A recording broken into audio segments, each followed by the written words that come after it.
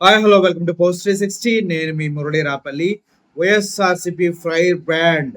నిజం చెప్పాలంటే కొడాలి నాని పేరు చెప్తే వైఎస్ఆర్సిపికి జగన్మోహన్ రెడ్డికి భక్తుడనే చెప్పాలి. ఎంతవరకు అంటే గతంలో తను మాట్లాడిన మాటలు, రీసెంట్‌గా తను చెప్పిన మాటలు కూడా చేతులడ్డం పెట్టి సూర్యుడిని ఆపగలమా? జగన్మోహన్ రెడ్డి గారు కూడా అంతే అంటూ మాట్లాడారు.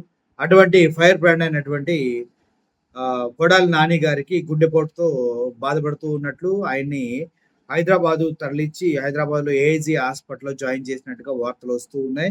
నిజం చెప్పాలంటే కొడాలి నాని గారిని ఎట్టి పరిస్థితుల్లో అరెస్ట్ చేయాలని అటు కూటమి ప్రభుత్వాలు చాలా చాలా విధాలా ప్రయత్నిస్తూనే ఉన్నాయి. దానికి సంబంధించి అనేక రకాలైనటువంటి ప్లాన్స్ రూపకల్పన చేస్తూనే ఉన్నాయి. ఎలా అరెస్ట్ చేయాలి? ఎక్కడ అరెస్ట్ చేయాలి? ఏ పాయింట్ మీద అరెస్ట్ చేయాలని. కానీ ఇటువంటి తరుణంలో కొడాలి నాని గారికి గుండెపోటు రావడం, తీవ్రంగా ఉండటం అది హుటాహుటిన ఆయన్ని ఏఐజీ హాస్పిటల్‌కి తరలించడం హైదరాబాద్ అనేది చాలా చాలా విశేషాన్ని సంతరించుకుంది.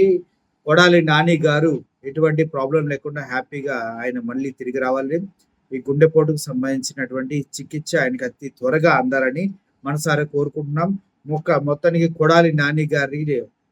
కొడాలి నాని గారిని హైదరాబాద్‌లో ఉన్నటువంటి ఏఐజీ హాస్పిటల్‌కి తరలించడం జరిగింది. ఏఐజీ హాస్పిటల్ అంటే చాలా పెద్ద హాస్పిటల్.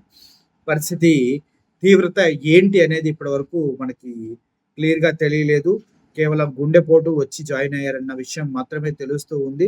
ఇంకా కొద్ది టైం తర్వాత అసలు విషయం అనేది ఏంటి అనేది బయటకొస్తూ ఉందేమో చూడాలి.